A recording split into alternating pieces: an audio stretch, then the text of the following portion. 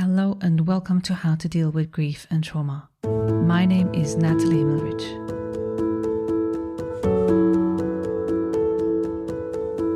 How to Deal with Grief and Trauma is completely self-funded, produced and edited by me, Nathalie. Consider making a small donation to support the podcast. Go to bit.ly/support, capital G, capital T, and podcast. I repeat, bit.ly/supportgt podcast. Thank you so much. And for more information, please visit Nathalie's website, join the podcast Instagram page, and subscribe to the newsletter to receive updates on future episodes. Today we begin a 3-part series on the beliefs that shape how grief and trauma is understood, lived, and responded to, long before and long after a loss or a trauma occurs. So part 1 is about grief myth. Part 2 will look at preconceptions, and part 3 will examine presumptions. Each operates differently and each causes a different kind of harm. And together they form a picture of how culture around grief and trauma can sometimes be as painful as the experience itself. Even though I have been speaking about grief myth in various episodes before, I wanted to make a specific episode that is solely focused on myth. So we'll start with that because they are the foundation. A grief myth is something that is widely held, that is transmitted by cultural belief about how grief works or should work. One that is not supported by research or clinical evidence, and yet it persists because it offers something we deeply want: predictability, comfort, a timeline, a map. So the myths I'll cover today are not fringe beliefs. They appear in workplaces, in families, in medical settings, even in well-meaning condolence cards. Most of the people who pass them on are trying to help, and that is what makes them so persistent and so worth examining. In fact, I've written a 2-part article on the grief myth that were portrayed in Downton Abbey. I will link them in the show note. It's a good read. But first, what is a grief myth and why does it matter? So a grief myth is a culturally shared false belief about grief. And because in every trauma we grieve, or part of a trauma is grief, they also affect how we deal with trauma. So a grief myth is something the broader culture accepts and transmits without adequate basis in evidence. But myths are not personal. They exist in the culture before any individual encounters them. They are in the language used at funerals, in the bereavement leave policies of employers, in the advice given to grieving children by adults who are themselves carrying untested assumptions. Like I said, even Downton Abbey carries and portrays those grief myths. Myths matter because they set the standard against which a grieving person measures their own experience. But when the standard is false, the gap between what you as the person expects grief to be and what it actually is can produce a second layer of suffering, a sense that one is grieving incorrectly. And this is the mechanism that makes myths so harmful. Not that they are deliberately cruel, but that they attach a judgment to an experience that is already overwhelming. Grief is hard enough as it is, but the myth adds a question of whether one is doing it right. And before we move to the myth themselves, one clarification. How are myths different from preconceptions and presumptions? We'll go into this in more detail in part 2 and then part 3, but for now, a short distinction. Myths exist in every culture. Preconceptions are the individual's internalized version of these myths, so what a person brings to grief before it happens. And presumptions, they are real-time assumptions made about someone else's grief, or even made about your own grief as it is happening. So myths are the source. Preconceptions and presumptions are how they live in people. For today's episode, I have chosen 8 myths, and maybe not the common myths that you have heard or read in some of the books, but these seem really interesting for me. So what follows are now 8 grief myths that I've chosen that appear consistently in the clinical and research literature, and that show up repeatedly in the experiences of people who seek support, such as in my clinic. Each one of those grief myths is addressed through the same structure. First of all, where it comes from and what it intends. Second, how it can harm. Then I'll share a relatable example and a reframe.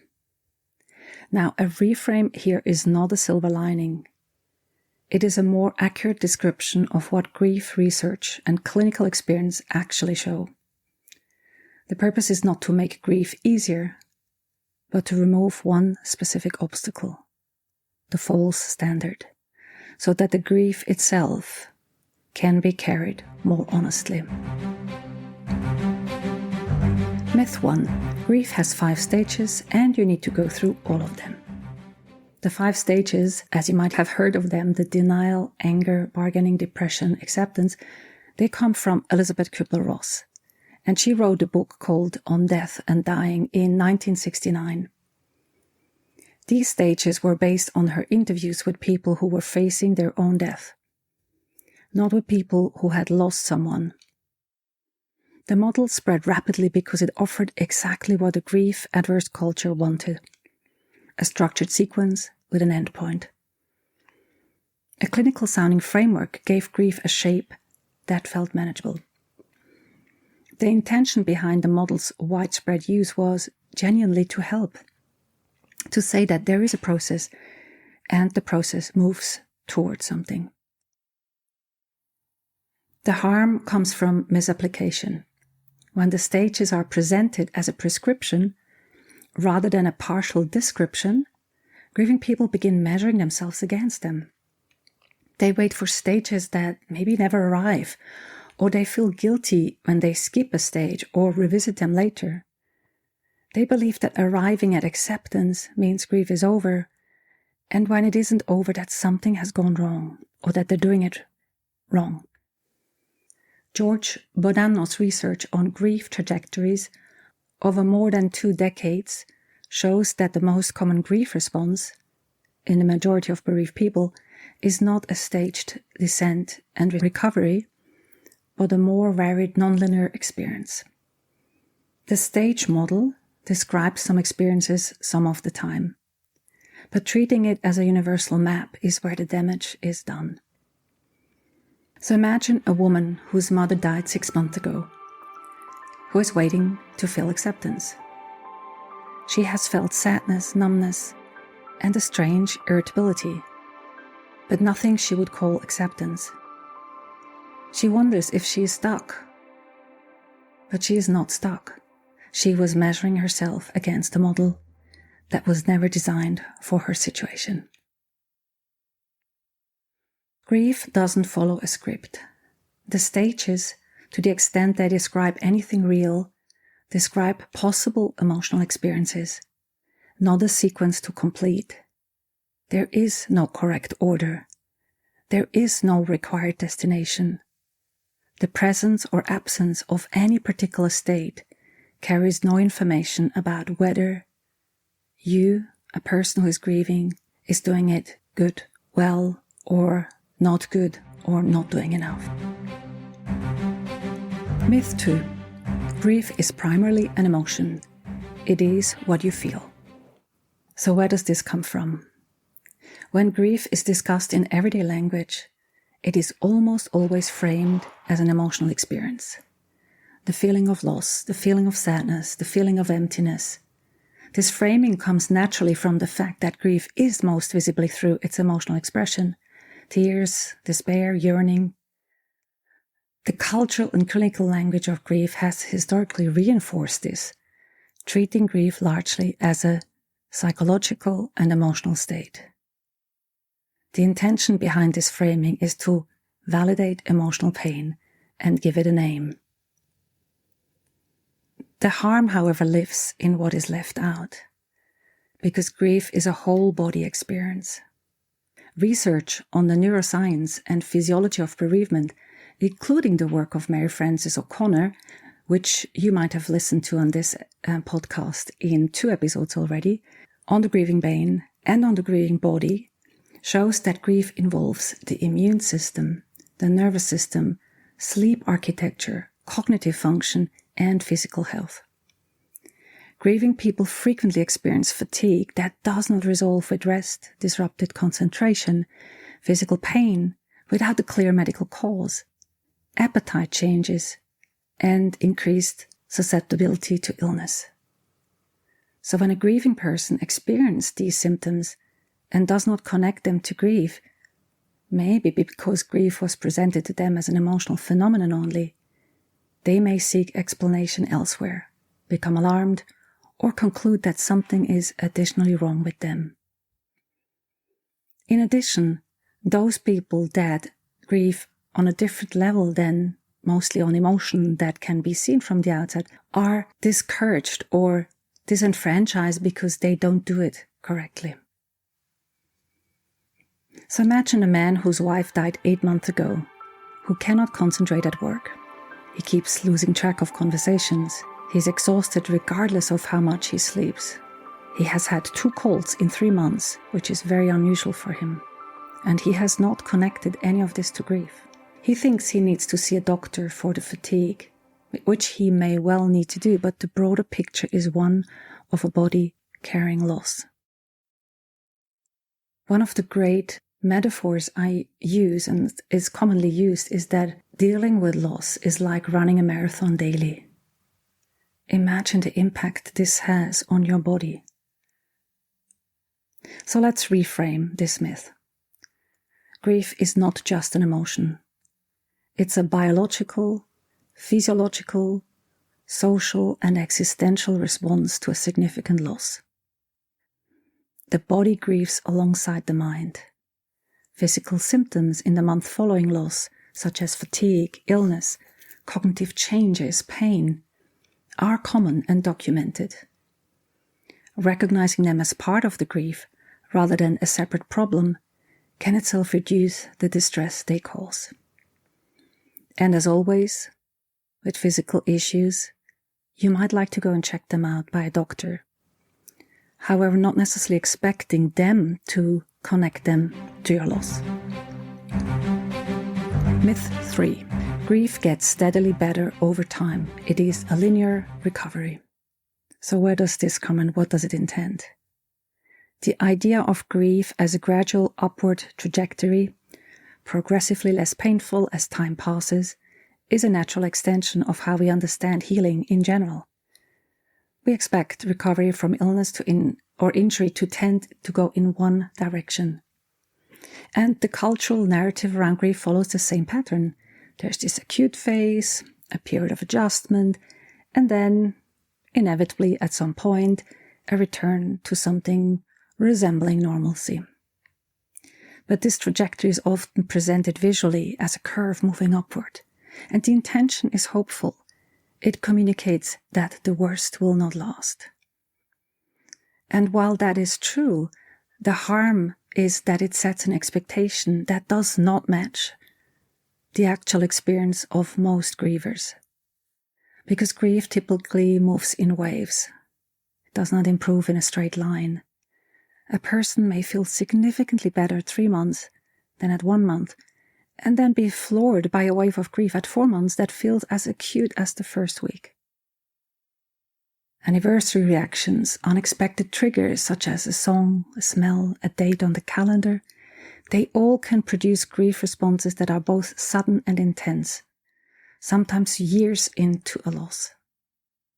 So when a grieving person experiences one of these waves after a period of apparent improvement, and the cultural model told them improvement should be continuous, they often interpret the wave as regression, as evidence that they have gone backwards, that something that they've done didn't work or that they have failed.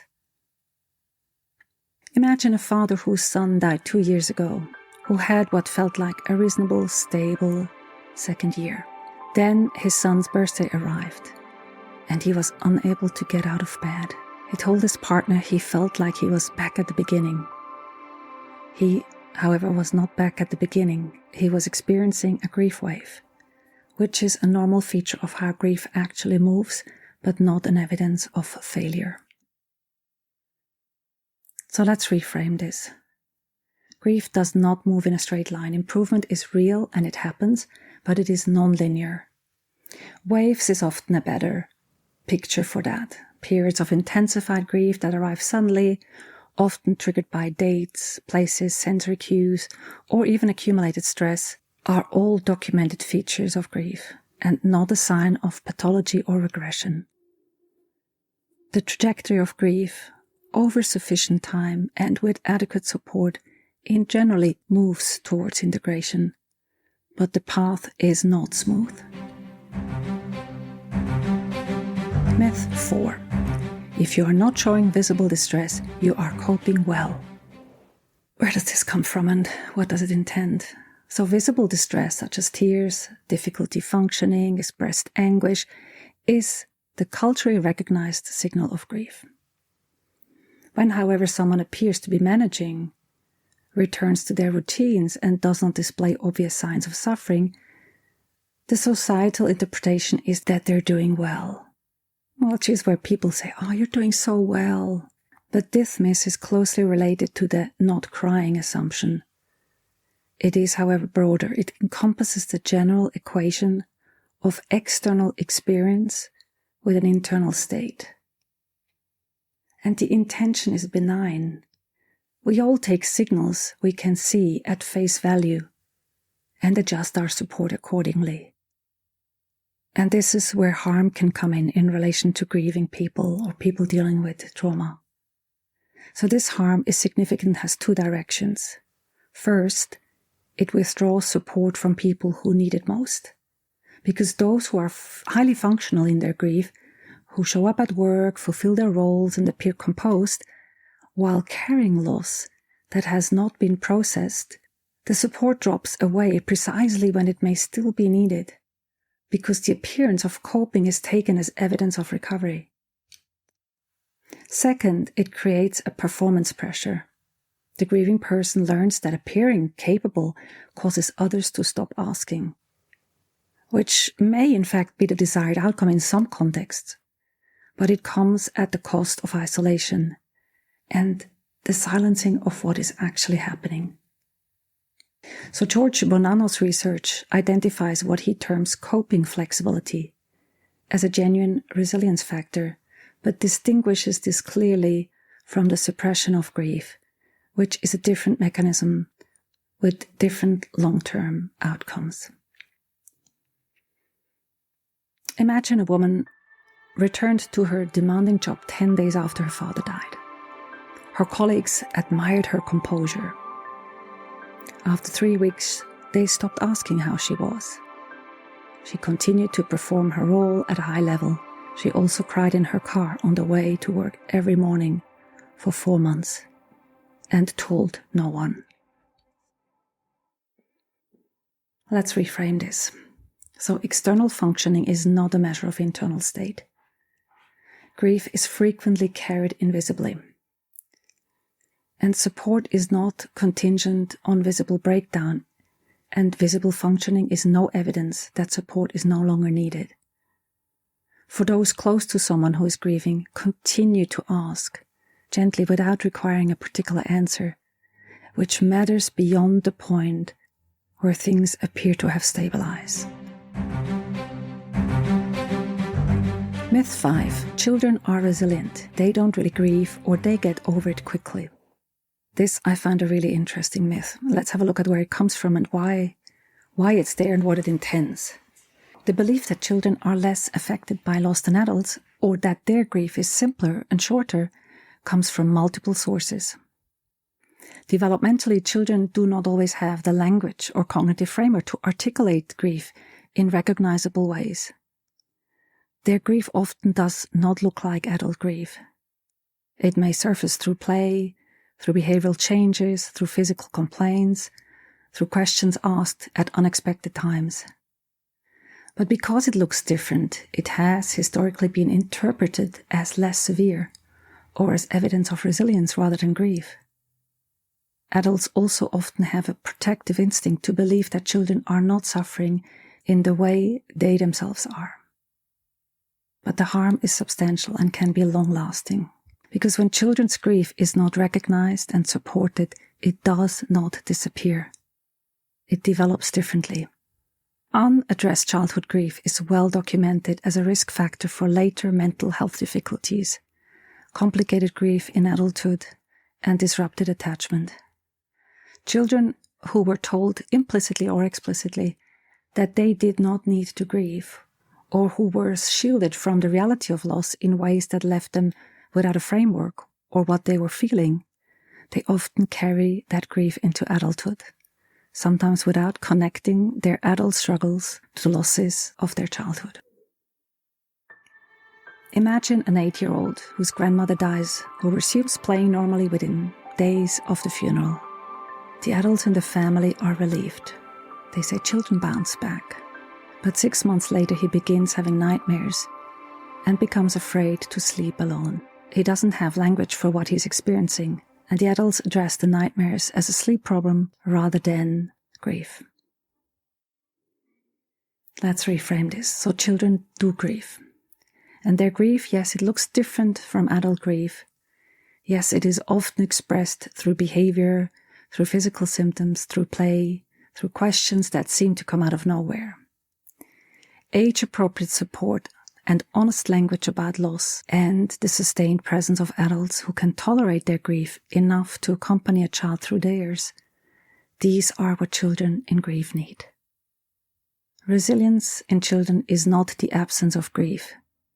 It is the presence of adequate support. Myth 6. Moving on means letting go of the person you lost. Let's have a look at where this comes from and what it intends. The idea that recovery from grief involves releasing attachment to the person who died, leaving them in the past, consciously choosing to move forward, has deep roots in older psychological frameworks, including early psychoanalytical theory, which framed grief as a process of withdrawing emotional energy from the deceased. This was later reinforced culturally by the concept of closure and by the therapeutic language of letting go. The intention was forward-looking, to free people from what was sometimes characterized as unhealthy attachment to the dead, and to encourage investment in life. The research does not support this framework. The continuing bonds theory, developed by Klaas, Silverman, and Nickman in the 1990s, and substantially extended since, demonstrate that maintaining an ongoing connection with the deceased through memory, internal conversation, ritual, objects, and the integration of their influence into one's ongoing identity is not only common but adaptive. So when grieving people are told that moving forward requires releasing the person they lost, and they find they cannot or do not want to do this, they face a choice between their own instinct and the cultural instruction.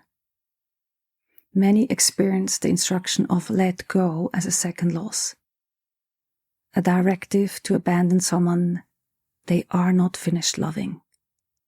So in fact, their internal feeling of it not being what they want is right.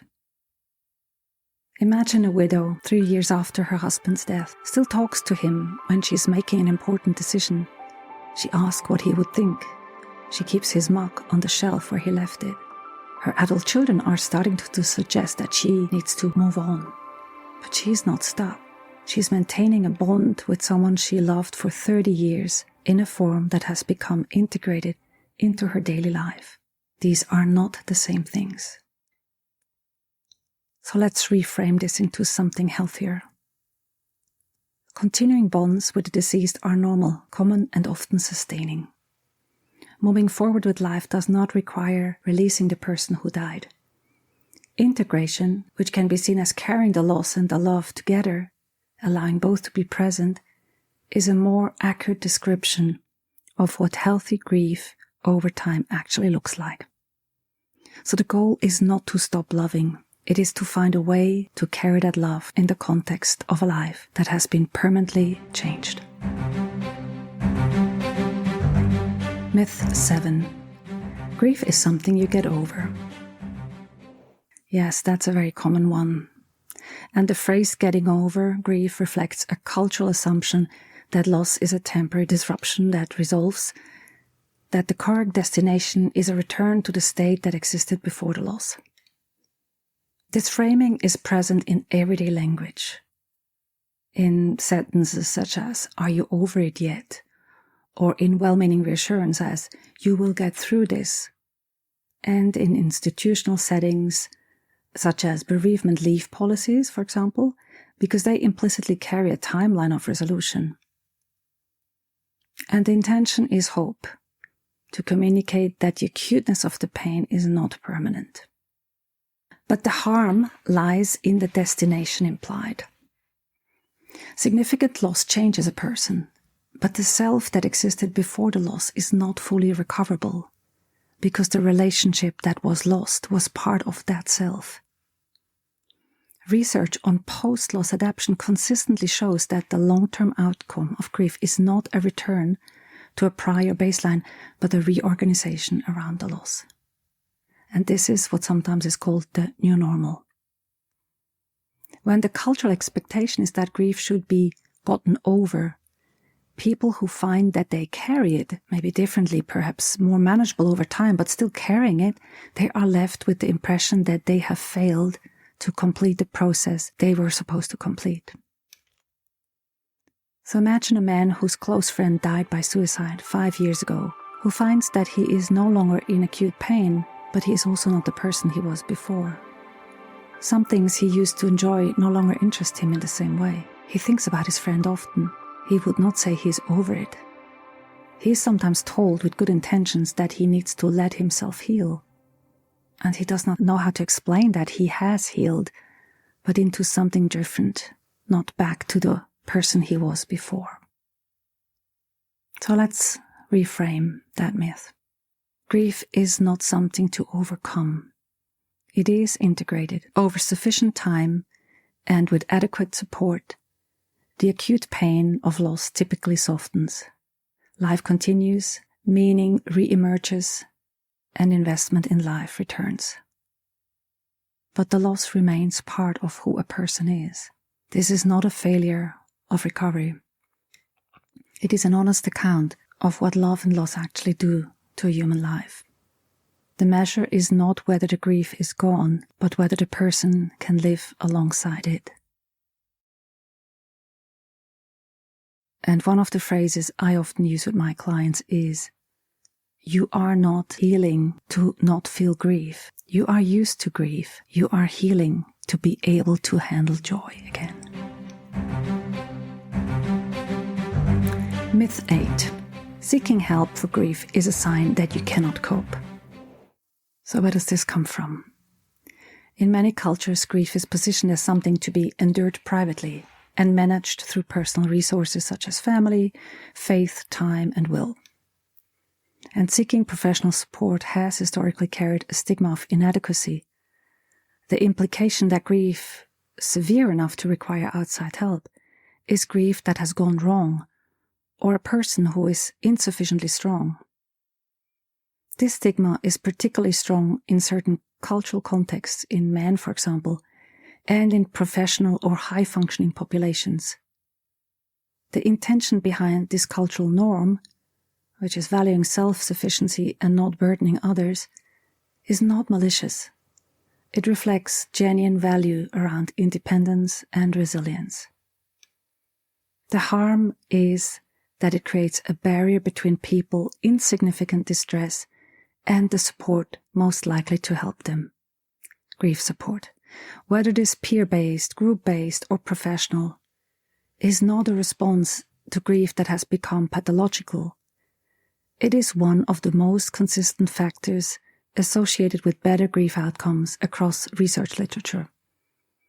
Because isolation in grief in itself is a risk factor, and connection is protective. When the cultural norm frames connection seeking as weakness, it withdraws people from the very resource most likely to help: co-regulation with someone who is grief-informed and trauma-literate.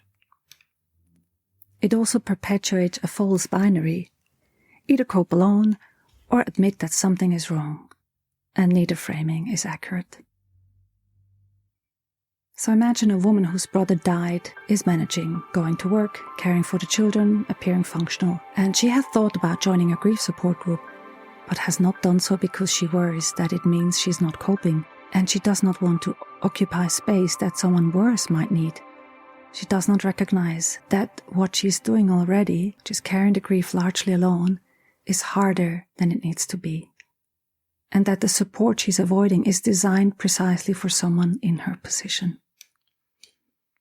So let's use a reframe here. Seeking support for grief, whether that is from a trusted person, a support group, a therapist, a grief-informed resource, is not an admission of failure. It is an accurate recognition that grief is one of the hardest human experiences, that it benefits from being shared, and that the research consistently shows better outcomes for people who grieve in connection rather than in isolation. So your capacity to seek support is not the opposite of resilience. In grief, it often is resilience. So here you have it, 8 myths. None of them invented to cause harm. All of them, at some level, attempts to manage the discomfort that grief produces in the person who is grieving and in those around them. And the stage model that offers structure, the linear recovery story offers hope. The instructions to let go offer a path forward. The Stoicism norm protects a person's sense of adequacy. The intention behind most of these myths is recognizable and human. But intention and impact are two different things. These myths set a standard for grief that grief cannot meet, because grief is not linear, not predictable, not time-limited. It is not purely emotional. It does not need to be privately managed. It is not always forward-moving, and it is not a finishable process. It is none of those things with any reliability. What is useful to know is, when grief does not match the myth, the problem is with the myth and not with the grief. In part 2 of the series, we'll move to preconceptions, the personal internalized versions of this myth. Because myth exists in culture, as I said, and preconceptions live inside a person, and they arrive before the loss does. We'll look at the 10 most common ones and trace how they shape the experience of grief from the inside. If any of these myths covered today prompted recognition either in yourself or in the way you see grief being responded to by others, that recognition is already useful. Not as something to act on immediately, but as the beginning of seeing more clearly what grief actually is and what it isn't. Until next time, look after yourself. Thanks for listening to How to Deal with Grief and Trauma. If you'd like to be updated on future episodes, please subscribe to my newsletter on nataliehimmelrich.com. If you need grief support, please contact me for a 30 minutes free discovery session. How to Deal with Grief and Trauma is produced and edited by me, Nathalie Himmelrich. To support this podcast, please rate, review, and subscribe to or follow the podcast on Apple, Spotify, or wherever you get your podcasts. Thank you. And remember to keep breathing. I promise it will get easier.